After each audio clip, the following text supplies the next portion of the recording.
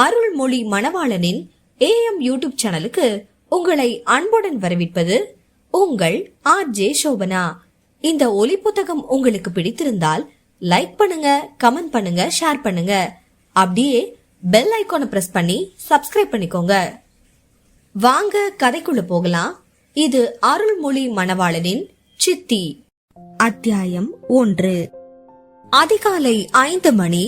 சூரியன் தன் வேலையை தொடங்க தன்னை ஆயத்தப்படுத்திக் கொண்டிருக்கிறான் என்று கருக்கள் கொஞ்சம் கொஞ்சமாக வெளிச்சமாவதிலேயே தெரிய ஆரம்பித்தது.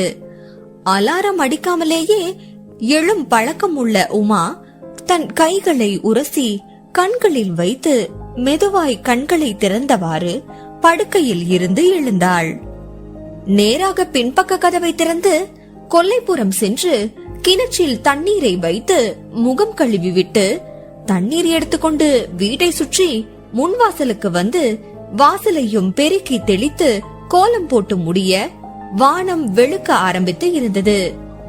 மீண்டும் கிணற்றடிக்கு வந்து குளிப்பதற்கு தண்ணீர் இறைத்து மூலையில் தனியாக இருந்த குளியலறையில் வைத்துவிட்டு மாற்றுடை எடுப்பதற்கு வீட்டிற்குள் செல்வதற்கு திரும்ப அவளை உரசியவாறு வந்து நின்றான் அவள் சித்தியின் தம்பி காளிமுத்து. அவள் சித்தியை விட 2 வயது சிறியவன், இவளை விட 20 வயது பெரியவன். மனைவி இறந்ததால் தன்னை மணக்கும்படி கட்டாயப்படுத்திக் கொண்டிருக்கின்றான். உமாவின் தந்தை இருப்பதால் அவளின் சித்தியும் காளிமுத்துவும் கொஞ்சம் அடங்கி இருக்கின்றார்கள். இல்லை என்றால் இந்நேரம் காளிமுத்துவின் மனைவியாகி இருப்பாள் உமா என்ற உமா பாரதி.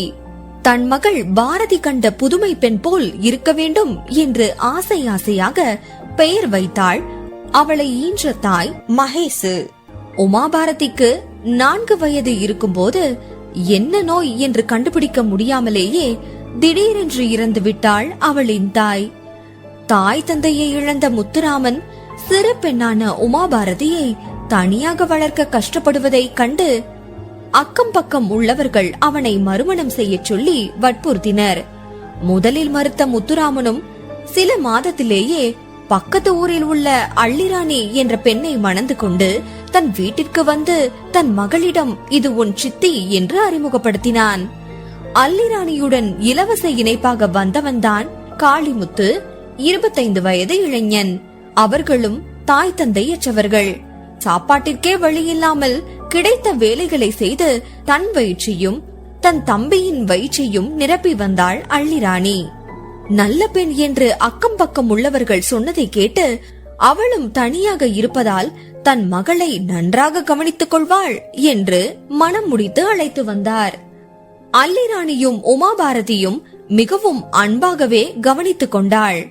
ஆனால் முத்துராமன் இல்லாத நேரங்களில் அவளை 5 வயது சிறு பெண் என்றும் பார்க்காமல் வீட்டு வேலைகளை செய்ய வைத்துவிட்டு ஜம்பமாக அமர்ந்து விடுவாள். அள்ளிராணி தன் மகளை நன்றாக கவனித்துக் கொண்டிருக்கின்றாள் என்ற மாயையில் இருந்த முத்துராமனுக்கு தன் மகள் படும் கஷ்டம் ஒரு நேரம் தெரிய வர தன் மனைவியை அடிக்க கை ஓங்கிவிட்டான். அவளோ நீலி கண்ணீர் வடித்து, நான் என்ன செய்வேன்? உங்க பிள்ளை என் வயிற்றுல இருந்து என்ன ஒரு வேலையும் செய்ய விடாம பாடா படுத்துறான். அதனாலதான் அவகிட்ட சின்ன சின்ன வேலைகளை செய்ய சொன்ன என்று கண்களை கசக்க, அவ்வளவுதான் முத்துராமன் அவளை அணைத்து அமர வைத்து, உண்மையாவா என்று கேட்டார். அவளும் ஆமாம் என்று தலையாட்டி தலை குனிய அதில் மகிழ்ந்து தன் மகள் உமாபாரதியை அழைத்தார் முத்துராமன். தன் தந்தை கோபமாக சித்தியிடம் பேசுவதைக் கண்டு இனிமேல் தன்னிடம் சித்தி அன்பாக நடந்து கொள்வாள் என்ற நம்பிக்கையில் புன்னகைத்துக் கொண்டே தந்தையின் அருகில் சென்ற உமா பாரதியை தனது மறுபக்கம் அணைத்துக் கொண்டு, உன் சித்தியோட வயிற்றுக்குள்ள குட்டி பாப்பா இருக்கு, அதனாலதான் சித்தியால வேலை செய்ய முடியல. நீ சித்திக்கு உதவியா வீட்டு வேலைகளை செஞ்சு கொடு, சரியா என்று தலையை ஆதுரியமாக தடவி விட்டார். தன் தோழியின் வீட்டில் உள்ள குட்டி குழந்தை போல் தங்கள் வீட்டிலும் தம்பி பாப்பா வரப்போகிறது என்று மகிழ்ந்து, சரிங்கப்பா என்று தலையாட்டினாள் உமா பாரதி. மகள் பள்ளிக்கூடம் செல்வதில் எந்த தடை வந்துவிடக்கூடாது என்று தன் மனைவி அள்ளிராணியிடம் தெளிவாக கூறிவிட்டார் முத்துராமன். அந்த ஒரு தெளிவில் சிறிது தப்பினாள் உமா பாரதி.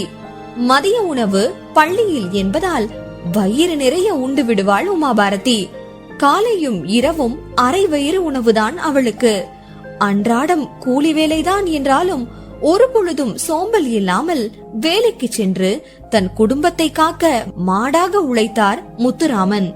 அதில் சுகமாக வாழ்ந்தனர் அல்லிராணியும் காளிமுத்துவும். நாட்கள் கடக்க அல்லிராணிக்கு ஆண் குழந்தை பிறந்தது. அதில் மகிழ்ந்த முத்துராமன் கொஞ்சம் கொஞ்சமாக உமாவினை கவனிக்க தவறினார். அதற்குள் காளிமுத்துவிற்கும் திருமணம் செய்ய வேண்டும் என்று அல்லிராணி வற்புறுத்த, ஏதாவது வேலை செய்தால் தானே பெண் கொடுப்பார்கள் என்று முத்துராமன் கூற, அவனும் கிடைக்கும் வேலைகளை செய்ய ஆரம்பித்தான். அல்லிராணிக்கு குழந்தை பிறந்து 6 மாதத்தில் காளிமுத்துவுக்கு திருமணம் நடந்தது. 2 ஆண்கள் வேலைக்கு செல்வதால் வருமானம் சற்று அதிகரிக்க பக்கத்தில் வெறுமையாயிருந்த இடத்தை விலைக்கு வாங்கி ஓலை குடிசை வீடமைத்து தம்பியை தனியாக இருக்க வைத்தார் அல்லிராணி.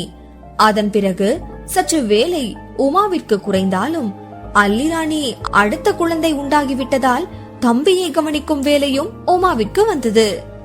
காளிமுத்துவுக்கும் ஆண் குழந்தை பிறந்தது. சில மாதங்களுக்கு பிறகு அல்லிராணிக்கு பெண் குழந்தை பிறந்தது. இப்படியே அடுத்தடுத்து பிள்ளைகள் இருக்க முத்துராமனிடம் தன்னால் தனியாக பிள்ளைகளை பார்த்து கொள்ள இயலாது என்று உமாபாரதியின் 4ஆம் வகுப்பிற்கு முழுக்கு போட வைத்து விட்டாள் அல்லிராணி.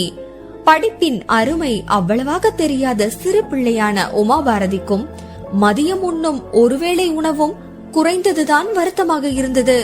தன் தந்தையிடம் கெஞ்சி, நம்ம ஊர்ல இருக்கிற பள்ளிக்கூடத்துல மட்டுமாவது படிக்கிறேன்பா என்று அடம் பிடித்தாள். அவரும் சரி என்று தன் மனைவியிடம், 5வது வரதானே நம்ம ஊர்ல பள்ளிக்கூடம் இருக்கு, அது வரைக்கும் பிள்ளை பள்ளிக்கூடம் போயிட்டு வரட்டும் என்று கூறிவிட்டார். 1 வருட படிப்பு தப்பியது உமாபாரதிக்கு. 5ஆம் வகுப்பு படித்து முடிக்க காளிமுத்துவுக்கு அடுத்து பெண் குழந்தையும் பிறந்து இருந்தது. அன்றிலிருந்து வீட்டு வேலைகளை மட்டுமே செய்ய ஆரம்பித்தாள் உமாபாரதி. தன் சித்தி அடிப்பதையோ உணவு தர மறுப்பதையோ தந்தையிடம் தெரிவித்தால் தந்தை அல்லிராணியை கண்டிப்பார். அதன் பிறகு வேலை 2 மடங்காகவும் உணவு பாதியாகவும் குறைக்கப்பட தன் தந்தையிடம் தன் கஷ்டங்களை கூறுவதை கொஞ்சம் கொஞ்சமாக குறைத்து விட்டாள் உமாபாரதி. கொஞ்சம் கொஞ்சம் உலகம் புரிய ஆரம்பித்தது. இனிமேல் தன் வாழ்க்கை இந்த வீட்டில்தான். இங்கு வாழ தன் சித்தியை அனுசரித்துதான் ஆக வேண்டும். தந்தையால் தன்னை காப்பாற்ற முடியாது என்பது புரிய ஆரம்பித்தது. எவ்வளவு கஷ்டப்பட்டாலும் கலகலப்பாக இருந்த சிறு பெண் உமாபாரதி மௌன உமாபாரதியாக மாற ஆரம்பித்தாள். சிறு பெண் உமாபாரதியின் வாழ்க்கை மகிழ்ச்சியாக மாறுமா? பொறுத்திருந்து பார்ப்போம்.